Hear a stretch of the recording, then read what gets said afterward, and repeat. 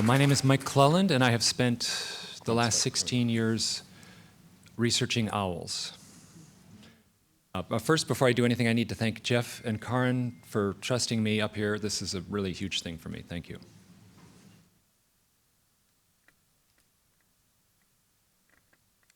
A lot of people reach out to me, and I get a lot of stories. And a man contacts me, and he meditates in an orchard behind his home. And at the end of the orchard, there's a hillside, and there's a forest. And he goes back there to meditate. It's quiet there, so he's sitting, meditating, and he hears this awful screeching coming from the forest. Like it's loud, awful screeching. So it's intense, and everything about it scares him. And the hair on the back of his neck stands up, and he wants to leave. He wants to run away. But he says, no, I'm going to face this. I'm going to need to face this. So he goes into the forest, and it doesn't take long, and he walks up, and there's a big owl on a branch. And the branch is at about eye level, and this owl is looking right at him. And this is what he said. He said, this thing was screeching at me. This thing was looking at me, and it felt like it was angry at me. It felt like it was chewing me out. And eventually it flies off. And he walks back to his house, and his wife and kids are there, and dinner, and he says, this thing happened to me. And he explains what happened in the woods with the owl and the screeching, and his wife and kids, they just kind of glaze over. They don't get it. So after dinner, he gets his camera, and he goes out. He walks through the orchard and back to the spot in the woods, and he says, my family doesn't believe me. I need a picture. And then this happens. And I said, what were you meditating about? What was your intention? Here's what he said. He told me, I was at a point in my life where I felt everything I had been taught was a lie. I was meditating to the source of creation. I was praying to see through the veil. I was praying for answers. I was struggling with what God is.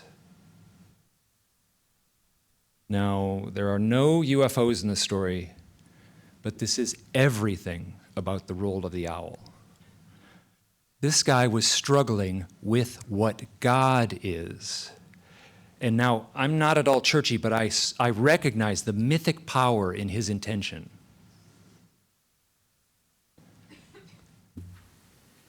And it's this mythic power that has been the binding thread of my research. I see the owl as an ancient archetype and the UFO as an emerging modern mythology. Myth is the secret opening through which the inexhaustible energies of the cosmos pour into human manifestation. Joseph Campbell has been my North Star as I proceed forward in this work.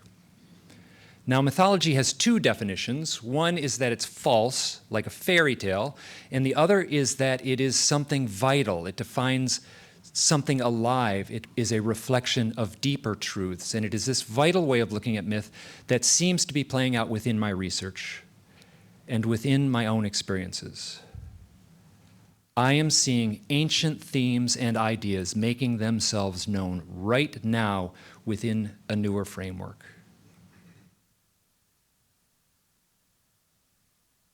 I have had a lifetime of odd experiences. I have had close-up UFO sightings, a missing time event, moments of powerful psychic knowing, precognitive dreams, floating orbs in my bedroom, unusual marks on my body, and anyone in this room should be familiar with these kinds of experiences. In 1993, I saw 5 gray beings with the big bald heads and the big black eyes, and they were right out my bedroom window, like right up close to the house. And that experience, that took a lot of work to deny. And I denied it for decades. I don't deny it anymore. There's a long list of things in my life that point to direct UFO contact or abduction.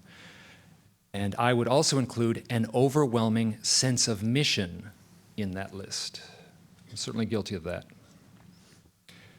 These experiences have a flavor and a mood that I recognize, but it somehow feels impossible to describe these experiences. Elusive, mystical, numinous, dreamlike.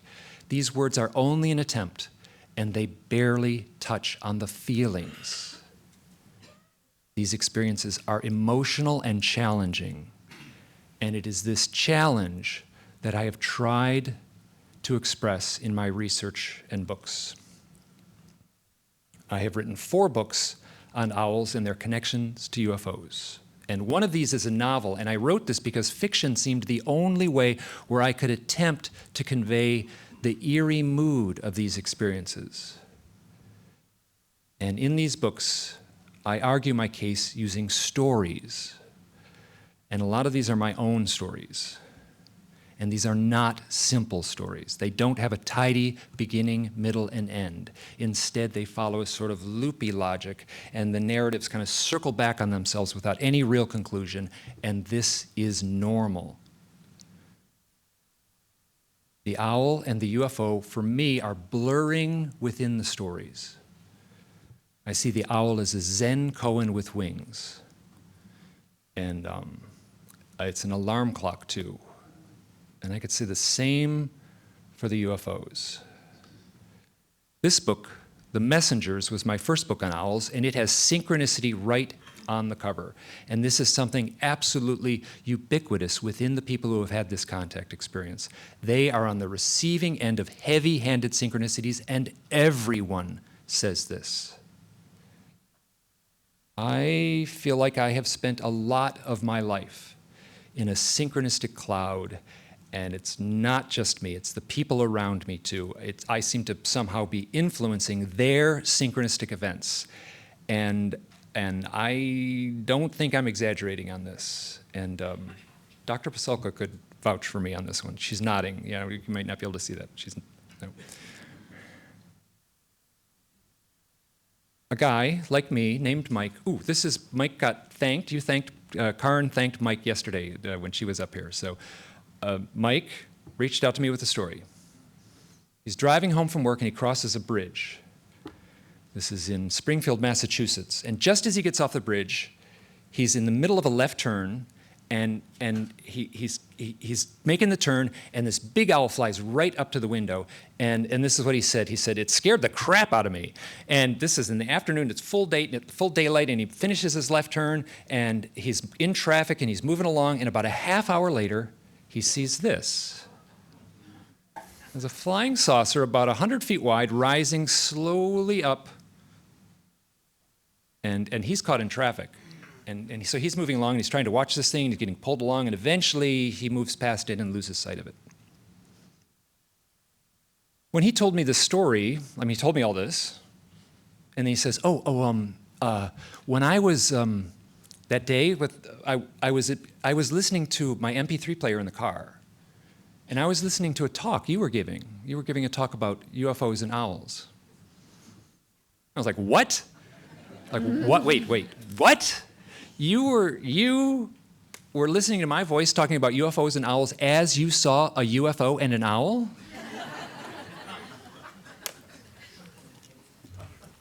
If you Google UFOs and owls, I am the first thing that comes up in about the next 20 or things listed below that. So if anyone, anywhere in the world has an experience with a UFO and an owl, it's going to take them about 2 mouse clicks and they're going to find me. And at the top of my site, it says, "I want to hear your owl stories." So consequently, I am flooded with stories, remarkable stories. These are stories with such wonderful richness and such mythic power.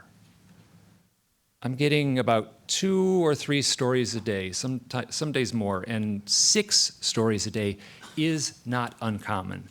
And this has been going on for 16 years. So do the math. And let me say something. I am showing up in these accounts. That story I just told about Mike on the bridge and seeing a UFO and an owl, that's a good example. And that happens a lot, like a lot. And this tells me that I that I am connected to something, and that I have a responsibility. There is a power and a value to these stories, and it feels so important to share them. And I don't want these stories hidden away in some dusty file cabinet. I want them to be alive and shared. And I am not a scientist. I am not an academic. I came into this research as an artist. I have spent my whole life doing creative work, and I see my research, this research, as a creative act. And I have been researching myself. All of these stories, all of my writings, all of the synchronicities, this is my journey. And I am not trying to prove anything. I have already had my proof. And there's a lot of talk about disclosure, but I've had my own disclosure, and I don't need someone else to confirm what I already know. I am an experiencer. I have had direct UFO contact, call it the anomalous, but I don't know what any of that means, because these experiences, what it feels like, does not match our pop culture idea of alien contact. The mainstream narrative does not capture it. It is so much stranger. The UFO subject is like so enormous. There's so much going on, but I'm not looking at all this. I'm not looking at the big picture. I am pulling on the thinnest little thread, just the owls. And I am not objective. I am totally subjective. I am only looking at the owl stories, and this has been a bottomless pit. The owl is the tiniest facet. It's this little point in this huge mystery, and I'm focusing all my energy on this little outlying fractal. And now I'm not talking about the screen memories. I'm talking about real owls, and these owls, these real owls, are showing up at such highly charged moments. And the stories people tell me are so rich and so reassuring. The owl is symbolic of the night and of the dark and of the hidden realms. And I've also come to see the owl as symbolic of the ultimate mystery. Who are we? Why are we here? What does it all mean? These are the questions that beg to be addressed within this narrow sliver of reports. And this has not been easy. It has been hard. This has been terribly difficult to try to process. I have spent years doubting my sanity. I am tied into this, and it feels impossible to untangle myself from it. And it's not just me. I am not alone in this. I am certain there are people in this room right now that understand what I'm trying to say. There have been times in my life where I endured such a torrent of experiences, UFOs, so many owls, and absurdly powerful synchronicities. Our society, our mother culture, says this cannot happen. But from my direct experience, it happened. And there is an awful anguish trying to live with something that we are told is impossible. This creates such a tension, and within this crisis, some part of me crumbled away, and something new needed to be reborn. And I'm standing here talking about this right now, and I am that newer person.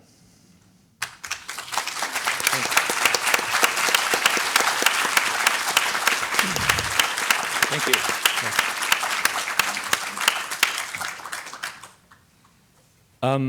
When people reach out to me with their owl and UFO stories, which happens a lot, I ask them a series of questions. I used to ask a long list of questions. I've boiled it down to just 4, and these are all I really care about. Number 1 would be what was leading up to the event, and by event, I mean either an owl experience or a UFO experience, or most probably a blurring of both of them. And the second question I would ask is, what changed after the event? Third would be, how would you rate your psychic skills? And finally, do you have any healing abilities? Now, given these questions, you should have a pretty good idea of what I am finding within my research. These are transformative events, and in the aftermath, people change and they become psychics and healers. Not 100% of them, but wow, enough that it's a very clear pattern. And most of these people who are doing healing work are doing work like Reiki. They're doing energy work like Reiki, and this little data point about Reiki is remarkably consistent. And shamans reach out to me, they find me, and they have a lot of owl experiences, and they are most certainly doing healing work too. Now, I should say I did not discover this thing. Whitley Strieber is here in the room, and his book, Communion, is the very first nonfiction book where owls and the context experience are directly connected. Now, Whitley didn't discover this either, but he did tell his story, and he told it beautifully. And I cannot overstate the importance of this book and its influence on our planetary consciousness. This is my iPad, and it is a great tool for research because I can click on a book online, and in just a few seconds, I can have it, and I want to search out a word. And the word I want to search out is owl. But other words show up too, and knowledge shows up a lot. In the kind of books I'm looking up, you get the word knowledge a lot, and owl is embedded right within knowledge. But I'm not interested in that. I'm not interested in knowledge.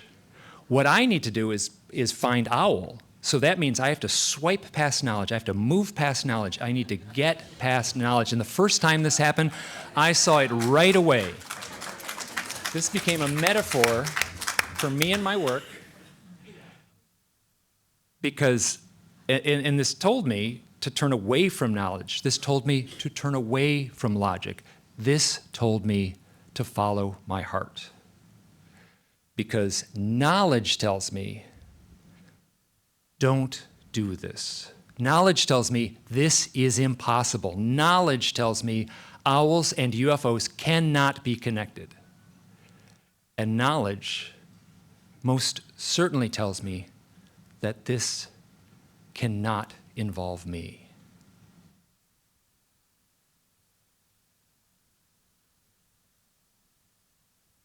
But I did follow my heart.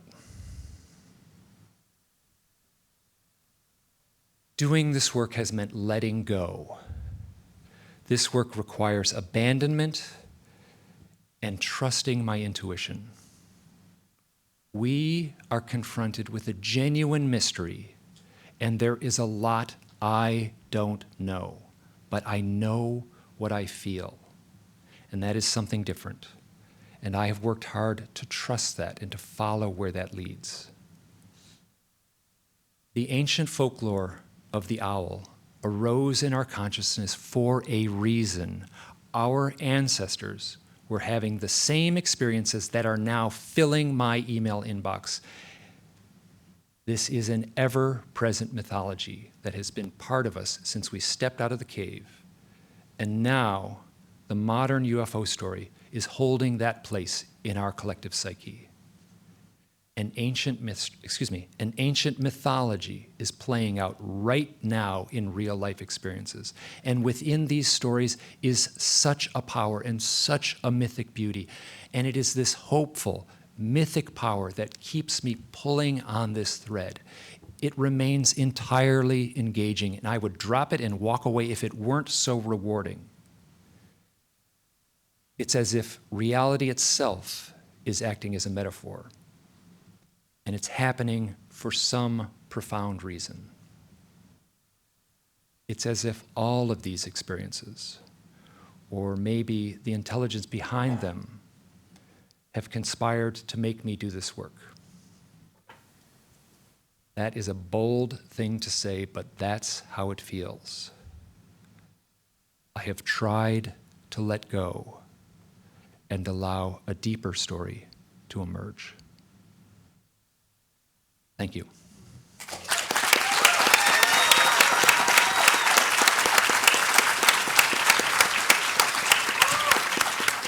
Good morning. You get to listen to me again, so thank you.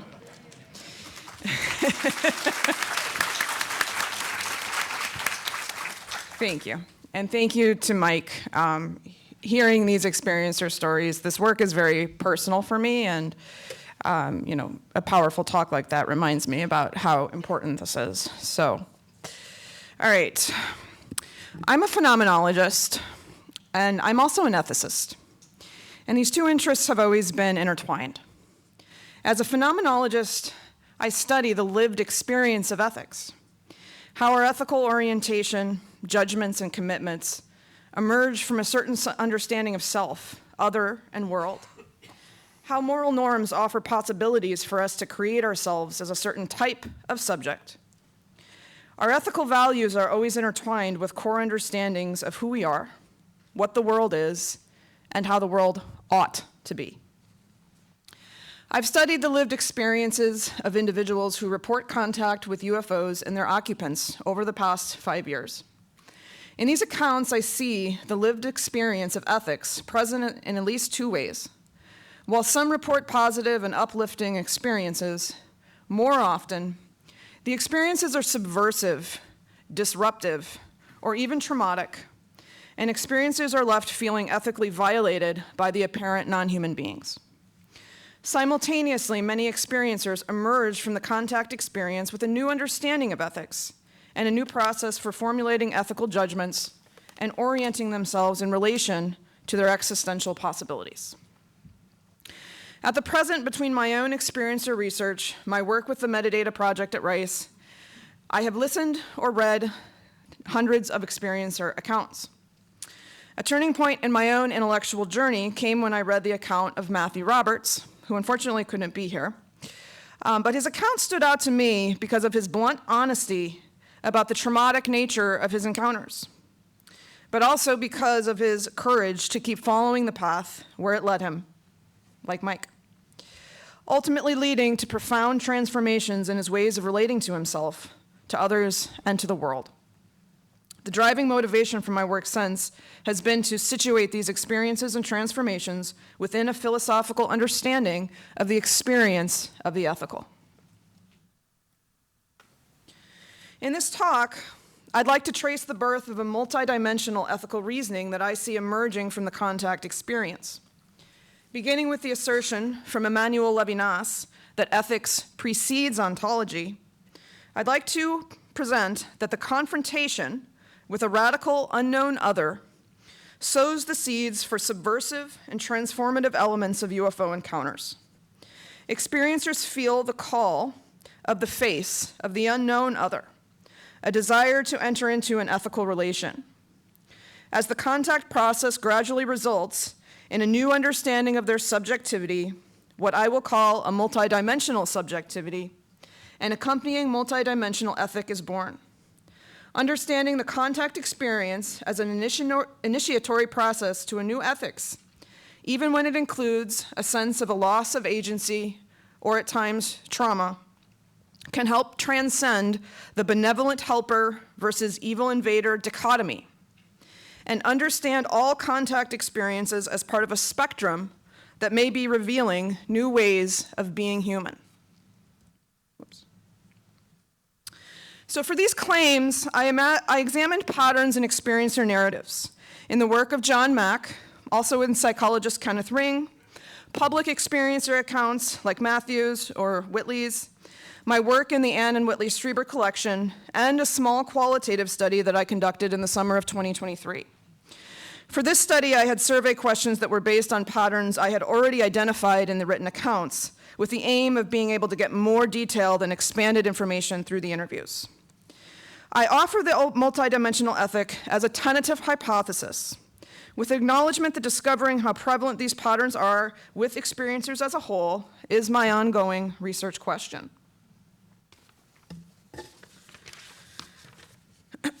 My research methods are phenomenological. I begin with the description of what appears, in what modalities, and I suspend judgment on its source or origin. But I also practice a distinctly existential phenomenology. I ask, how do these experiences change the individual's conception of the lived world and how they organize and value their experience? As Mike says, these experiences are inherently emotional and challenging. They challenge and ultimately subvert deeply held beliefs about the parameters of who we are and what the world is. Importantly, I start from a position of bracketing. I ask what appeared in what modalities, and how did they, the experiencer, interpret and make sense of the experience. I then look for patterns.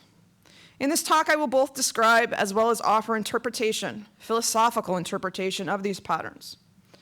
I do think we can learn from these experiences, the possibilities they offer us for thinking about who we are and how we relate to the apparent non-human other, as well as what this means for how we relate to each other. A pattern that I've noticed repeatedly is that across a wide variety of different kinds of contact experiences, sightings of beings, abductions, or even vivid dreams or dreamlike experiences, individuals emerge with an expanded understanding of themselves, a multidimensional subjectivity. By this I mean an understanding of the self as not limited to the body, or to the present, or to the current form of embodiment, or even to physical reality itself. In my exploration of experiencer narratives, central themes include the experience of consciousness not being coterminous with the body, involving at times out-of-body states. Some report experiences of past, future, or parallel lives, as well as being displaced in their experience of time. Experiencers also have a new understanding of their conscious abilities, the nature and boundaries of their own consciousness, as psychic phenomena, such as telepathy and precognition, are reported during and in the aftermath of the encounters. Developing an expanded conception of their own subjectivity not only initiates a new reasoning process in the individual, but often reframes the experiences themselves, and they are no longer understood only within the plane of embodied human interaction. This multidimensionality is linked to a new hierarchy of values, an expanded sense of moral community, and a new anchoring of their intersubjective relations. The contact experience is fundamentally an experience of otherness. French phenomenologist Emmanuel Levinas detailed the human experience with what he calls radical alterity. When confronted with the face of the human other, he was all talking about human experiences, Levinas argues that we are called by a radical alterity that points us towards something beyond the parameters of purely physical experience. We realize in the face a lived experience of the world that transcends what can be articulated in rational or academic concepts. The responsibility we feel towards the face of the other prompts us to form language and concepts so we can communicate and care for them. In this way, Levinas argues the desire for ethical relation precedes ontology. In the phenomenological exploration of experiencer narratives, we see the truth of ethics preceding ontology illustrated. Confronted with a radical and apparently non-human other, and one that appears intentionally elusive, individuals are confronted with an alterity that is truly unknown and existentially disruptive. Simultaneously, they feel called, sometimes even obsessively so, to rise to the occasion of communing with this other. Even though many experiencers begin in places of resistance and fear, especially if the encounter is non-consensual and traumatic, time, integration, and very importantly, a sympathetic witness, a compassionate practitioner like John Mack, Whitley's wife Anne, or Matthew Roberts' brother, allows the experience to be brought into the realm of the shared. And this can overcome the barrier of resistance. In the following passage, Levinas explains that the presence of another inherently resists full conceptualization, but this need not pose a threat. So he writes, "The resistance of the other does not do violence to me, does not act negatively. It has a positive structure. It is ethical. The first revelation of the other, presupposed in all other relations with him, does not consist in grasping him in his negative resistance or in circumventing him by ruse. I do not struggle with a faceless God, but I respond to his expression, to his revelation, end quote. Experiencers may face even more extreme forms of resistance. Not only can the experience with the NHI not be conceptualized fully, but they often feel themselves bewildered, ethically violated in the process. It takes an integrative process to work through this initial ontological shock and trauma to transition into the positive structure that is described by Levinas.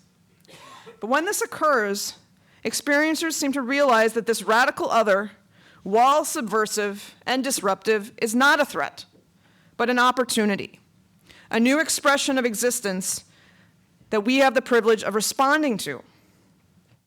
A large part of working through the sense of violation seems to come in the realization of multidimensional subjectivity, an understanding of the bigger picture aspects of these encounters and their effects. Additionally, it is aided by a realization that the Western human focus, ethical focus, on individualism, autonomy, and consent is relative to a particular embodied human experience. So through this transformative process, a new way of organizing and assigning value to their experiences emerges that includes different layers of moral thinking. In other words, I see experiencers beginning to morally reason through 3 different lenses or aspects of themselves. At one level is the embodied material self that reasons and acts in a distinctly physical environment. Even as experiencers may explore their subtle bodies, experience the quasi-physical realms, they simultaneously become more grounded in their bodies as the anchoring point of their current lived experience. At the level of the embodied human, I've observed several common themes of evolution in their processes of reasoning.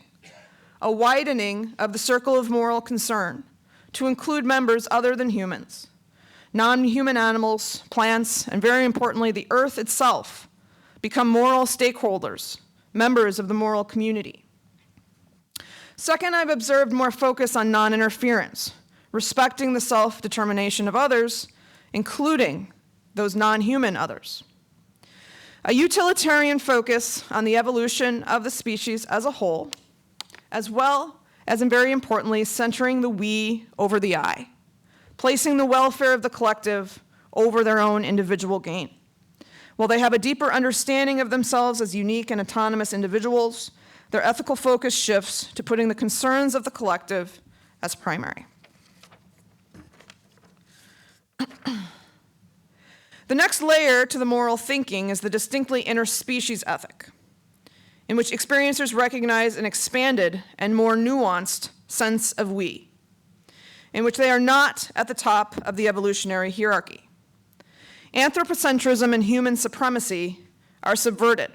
An experiencer I'll call Andrews told me, there is this incorrect sense that we humans are the masters and commanders of known reality. After my experiences, that completely went away. Or consider this passage from Mack, who found his abductees opened up to an expanded notion of identity as they processed the abduction process. He writes, the abduction experiences themselves shatter the illusion of control and demonstrate forcefully that we are helpless in the face of forces and beings whose purpose we do not understand. Each abductee discovers that they are but one intelligent being in a universe populated with various other entities that are not supposed to exist.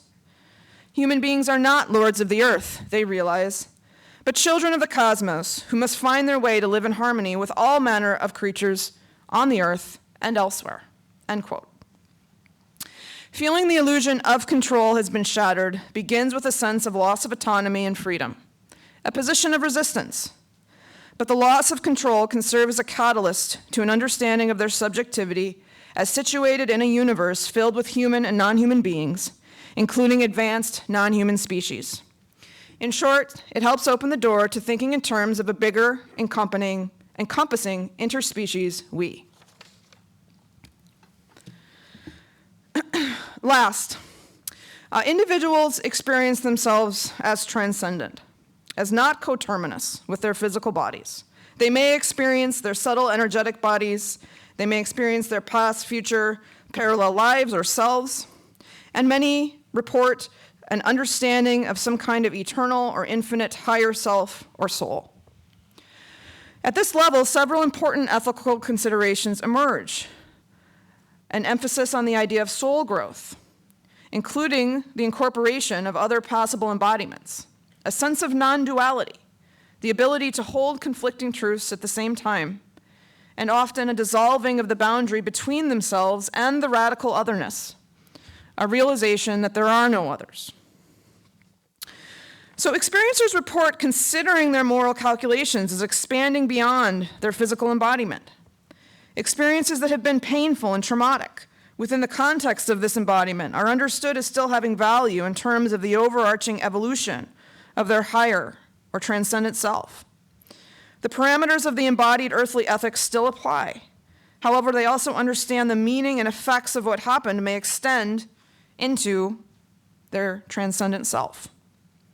Some express that while they did not consent for these experiences to happen in the traditionally understood sense, they feel that a higher aspect of themselves agreed on some level for them to occur. In addition to understanding what happens as having expanded meaning and effects, some experiencers understand the effects and meaning of their own thoughts and actions as extending beyond the parameters of physical reality and become more mindful of both, a transformed understanding of consequence. Experiencers also report a transcending of duality, the ability to hold conflicting moral truths at the same time. They may express a sense that we both are and are not autonomous beings in the traditional Western sense. The respect for autonomy both is and is not of utmost moral importance. At the level of the embodied human experience, respect for social agreements and an individual's choices and life path are morally imperative. At the level of the higher or cosmic self, the growth which may occur as a result of loss of autonomy and control take on a different perspective. Abductees in particular express feeling traumatized and violated by their apparent non-human captors, but simultaneously enabled and empowered by them. The final characteristic at the multidimensional or transcendent level is the assertion that the other they have encountered is ultimately not an otherness at all. They experience that everything is a manifestation of the same ultimate source. An experiencer I'll call Kate told me, after my experiences, I really don't have a sense that anything is disconnected. Another told me, the biggest takeaway for me regarding these experiences is how everything holds together. We're literally all one. We're connected. Now, this presents a paradox, considering I've spent so much time emphasizing the radical otherness that these beings represent. But the importance of non-duality becomes clear. There both are and aren't others. At the ultimate level of reality, they have the experience of no otherness.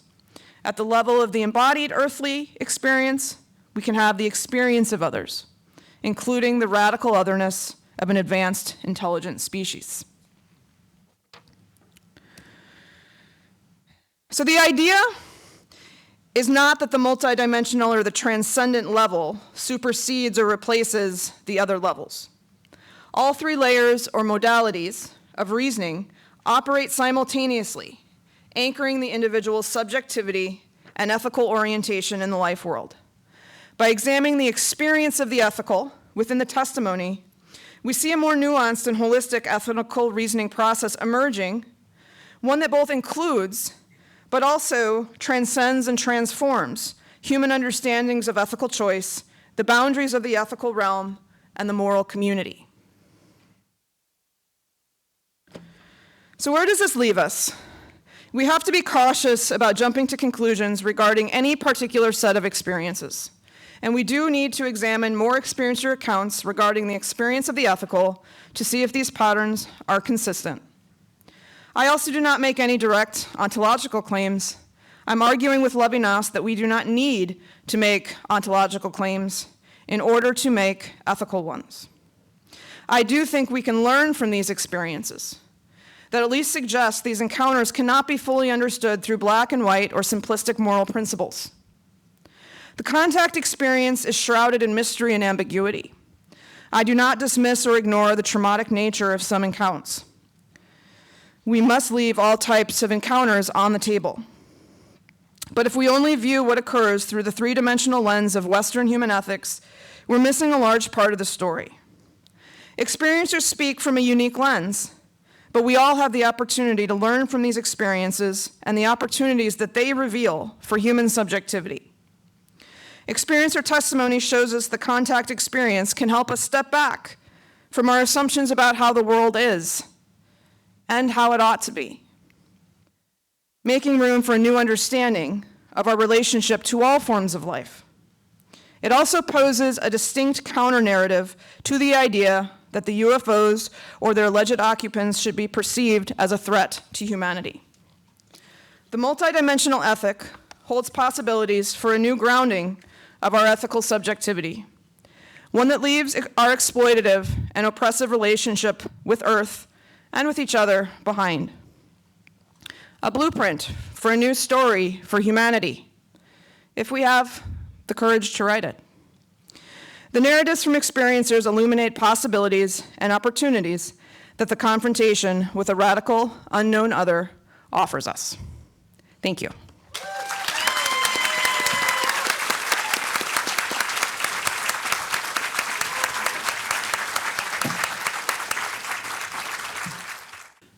My name is Darren King. Some of you may know me by the name Exoacademian. I am an independent researcher. Thank you, I appreciate that. I'm an independent researcher and podcaster. I have 3 different podcasts. I'm knee-deep in this research. I'm also an advisor to the John Mack Institute, and so I'm appreciative to Jeff and Karen. And as the lore goes, Karen and Karen, who's also here, were in a U-Haul truck going from Cambridge down here to the archives, carrying all the John Mack archives in the truck, listening to my podcast, apparently. And that's how Karen first heard about me, and we got connected, and the rest is history. I've also been involved in the metadata research project for archives, been really happy to be a part of that too, and happy for this opportunity. I want to talk today about something I think is even more important than disclosure, and it's the implications of the phenomenon for the future of human civilization. And I would say that it's highly important that we get this message, and Kim referred to some of this, and I'm going to build on some of those themes as well as what Mike talked about as well. So I'd ask that you listen with your head and your heart today. So I want to talk about the difference between actual reality and our models about reality, and the ways that that trips us up and helps, ends up as a consequence, makes us miss the important messages. So I want to begin by quoting physicist and luminary of high technology, Federico Fagin. He said, quote, "Many forget that a theory of reality is not reality. As Heisenberg states, physics is not a representation of reality, but our way of thinking about it. This forgetfulness often leads to a denial of those phenomena that the theory cannot explain." This is from his book, Irreducible. I highly recommend you read it. And this is really important for today's topic, because what often happens is this topic gets excused, dismissed, explained away, not because it doesn't fit reality, but because it doesn't fit the model. And some other people have touched on that as well. So we have all this outlier data, and it goes back in history. And when people think about it, actually our current physicalist tendency to view the world through that kind of lens, that's a fairly recent thing. But what ends up happening is we excuse that data, and whereas that data should make us question the sufficiency of reductionistic materialism, we excuse it because it doesn't fit the model and miss the entire point. So that's the first major consequence that we need to think about. And when we talk to people outside of these circles, because this is kind of a shared tribe here, we should remind people of that the data, it's not that it doesn't fit reality, it's part of human experience, therefore it's real, as Jeff often likes to say. It just doesn't fit the model, so we should therefore question the model. The second aspect I want to question is this notion that we have zero information about the intent of these beings. You often hear this bandied about when people talk in, especially mainstream media, about the UFO phenomenon, and some people use this as impetus for why we need more congressional intervention and those kinds of things so we can figure out what they want, why they're here, whether they're here to invade us or whatever. But I think this is a false claim. And again, as my colleagues here and friends would say, it's because we undermine and don't consider experiencer testimony. Experiencer testimony is essential here for us to understand not just the nature of this phenomenon, but the nature of the beings. Because the irony is we talk about UAP and often don't even get to NHI and what they are. We also have this double standard when it comes to witness testimony, because in other fields and in courts of law, for instance, yes, we do understand that individual people sometimes falsely remember things, but when you have thousands, tens of thousands of people that remember the same thing with very similar criteria, that would be considered very seriously in any other field of study and certainly in courts of law. So once again, the only reason why it's not considered here is because it doesn't fit the prevailing model. People don't want to have to deal with it. So we have a lot of data. People keep talking about that. Kevin in his talk mentioned that we have mountains of data.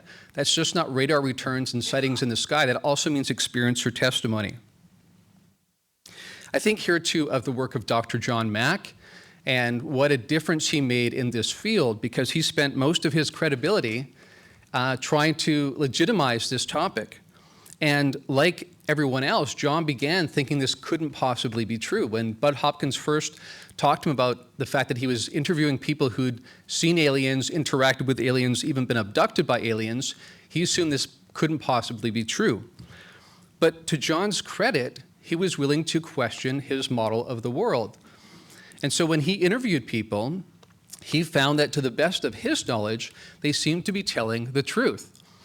And we want to think about this. Not everyone is an equal judge of a person and their character and the fact that they're telling the truth. John had spent decades perfecting this practice so that he could understand when people were delusional, when they were putting things on or whatever. And to the best of his knowledge, they were telling the truth. Now, this set up a conundrum because it didn't fit with his worldview of reality. And yet, again, to John's credit, he was willing to say, if this is true, then maybe I need to question this other thing over here. The other thing I want to say, too, is that there's a range of encounters. And I think part of the problem is we sometimes talk about the phenomenon in the individual. But again, this is part of reductionistic materialism, where we think we have reality mostly figured out, so we just need to add this like the cherry on top. But I think actually what we're expanding into is more reality than we've yet encountered. So the topic I want to talk about today, and the subset of encounters I want to talk about, is a subset. This is not to deny the fact that some people do have overwhelming experiences that remain overwhelming over time. And we should expect that, because I would actually talk about something I often refer to, which is spiral dynamics. And this is a sense that when you go into any culture of the world, you can take the center of gravity of that culture and determine their stage of development in terms of consciousness. And that's actually very predictive of where they will go next, assuming there isn't some sort of major cataclysm or something to make the consciousness regress. So I would argue this is actually true of these others too. This is kind of a cosmic default, that stages of consciousness are emergent and build on top of each other. So that being the case, some of the non-human intelligences we encounter might be lower on that spectrum, and they may still have a service to self kind of mentality. But others are very tapped into this oneness, this non-duality that we're talking about, and it's those subset of experiences I want to talk about today.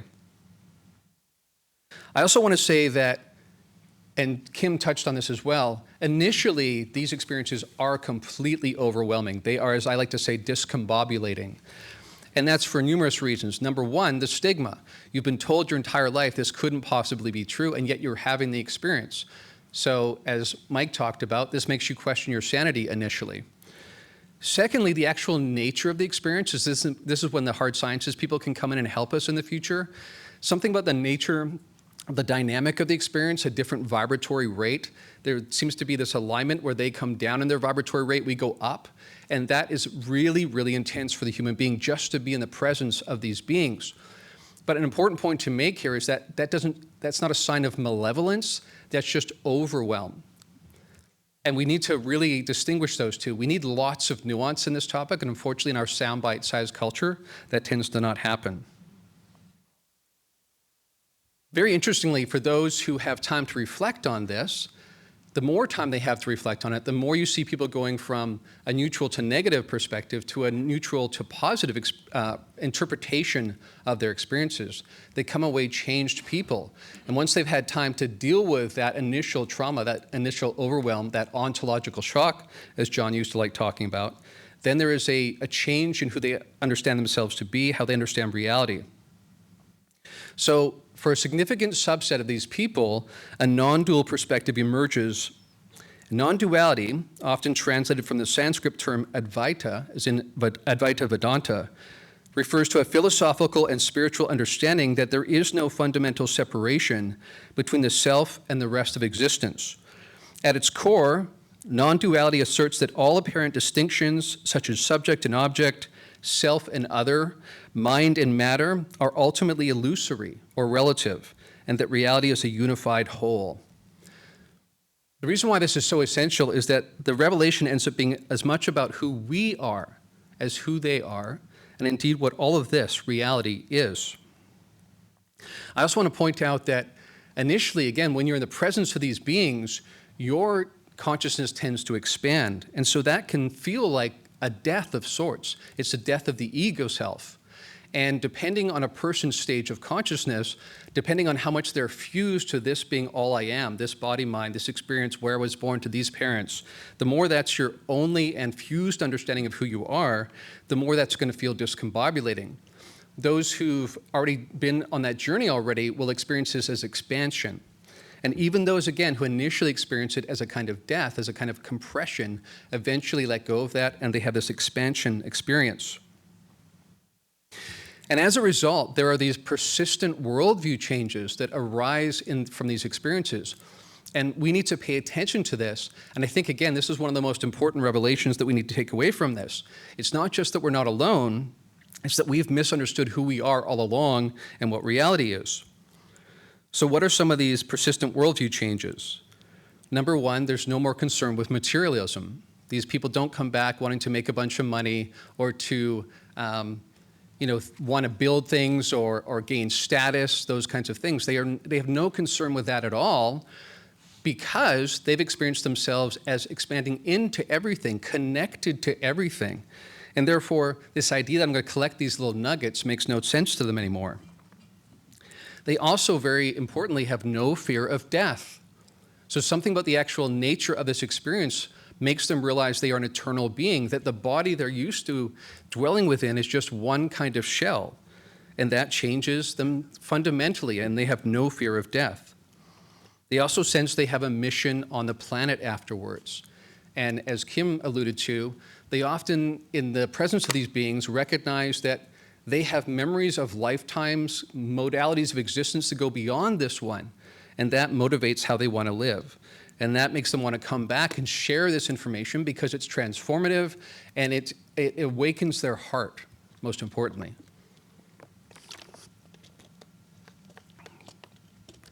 Many people even talk about feeling like in that realm, in that state of being, again, we lack the terms to really understand this. They feel like it's home, or they're connecting with source again. Source in terms of the ultimate source, and they share that with these beings. So there is no sense of otherness, as Kim talked about. Now, one of the things I've done in my research is to find out where we might find hints of this elsewhere in other kind of fields of study. And of course, before I ever got into UFOs, I was into consciousness research. And here we find that the ancient wisdom traditions, of course, taught very similar things. And this wasn't just a bunch of people sitting around conceptualizing. These were practitioners that did deep inner work. They explored their own interiority, and then they found this connection. They expanded beyond the small self. This also happens in non-ordinary state experiences, right? Ordinary according to what we're used to. Again, the model. So we see there that they have very similar experiences there. This should tell us something, and it lends credibility, I think, to the accounts of experiencers of the UFO phenomenon, because other practitioners also come to those same conclusions. Interestingly, we also find this in physics. So our cutting-edge physics is pointing in this direction. So Nima Arkani Hamed has done groundbreaking research here. And he would argue that the math itself is telling us that space-time cannot be foundational, that some deeper structure gives rise to space-time. And this has implications for when we demand that these beings show up in space-time as we usually experience it. So in physics, we used to think that if we kept breaking things down into smaller and smaller parts, we'd eventually figure out what everything was made of. But as we pursued that, we eventually found that there really are no subatomic particles per se, but rather just excitations of this underlying field, which again speaks to this oneness that the experiencers encounter. We also think about the hard problem of consciousness, this idea under physicalism that the physical structures of the brain give rise to our consciousness.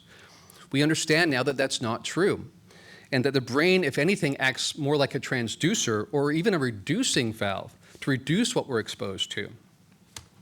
And the default waking state that I assume we're all running on right now is just one modulation of consciousness amongst many.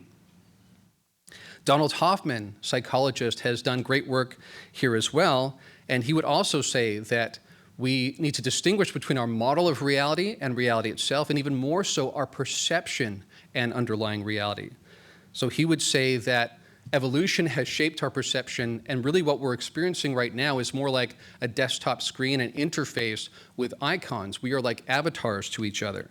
So again, to demand that if these beings are real, they must show up in the auditorium right here is to misunderstand the difference between our perception and reality itself. In fact, Bernardo Kastrup, philosopher, who's argued for idealism, this notion that consciousness is primary, not the physical structures. In fact, even more so, physical structures, physicality itself, is just one modulation of consciousness. So he goes even farther and he says, quote, "Physics is the study of the behavior of perceptual contents, not of a world outside and independent of existence." So once again, we have this collapse of difference and otherness. And the sense that even when we study reality, we can never take ourselves out of the equation. It's always through our conscious experience that we're studying the world, measuring the world. So we have remarkable common ground, not just amongst experiencers who run into non-duality and an expanded sense of themselves and reality, but we see this in ancient wisdom traditions, and we even see it in our science, in neuroscience and physics. And what this exposes is something that I think is highly consequential. In fact, I started something called the Essence of Being Initiative, which is classes and coaching really helping to maximize human potential and to find practical ways that we can explore ways to expand our consciousness and remove the distortions that separate us from this interconnected field. And what I'm speaking of here is what is referred to in the ancient wisdom traditions as the illusion of separation. And as a subset of that, you have the illusion of scarcity. And I would go so far as to say that all personal, interpersonal, and collective challenges primarily arise from this illusion.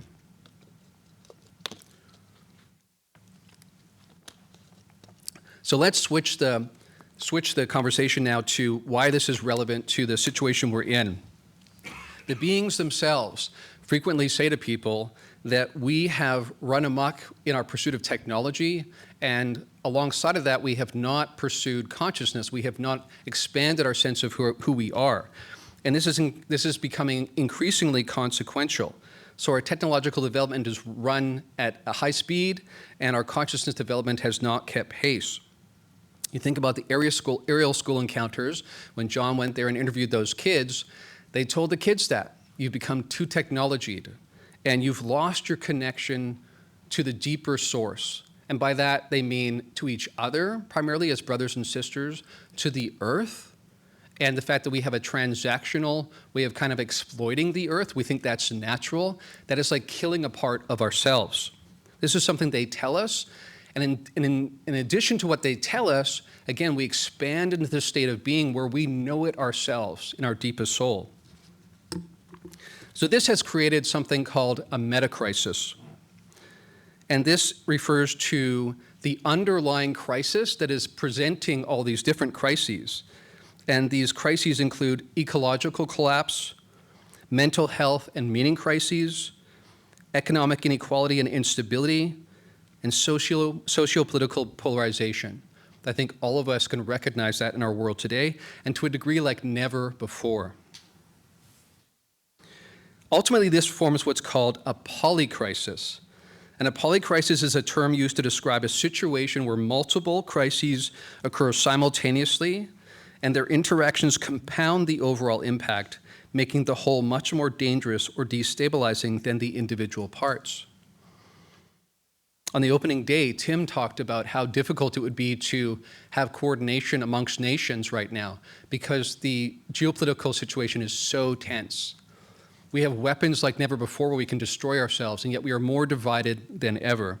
This is exactly what the beings back in the 90s when John went to Zimbabwe and when he interviewed the experiencers, they've been saying it all along. So I would suggest that the consequences of this illusion of separation are greater than ever.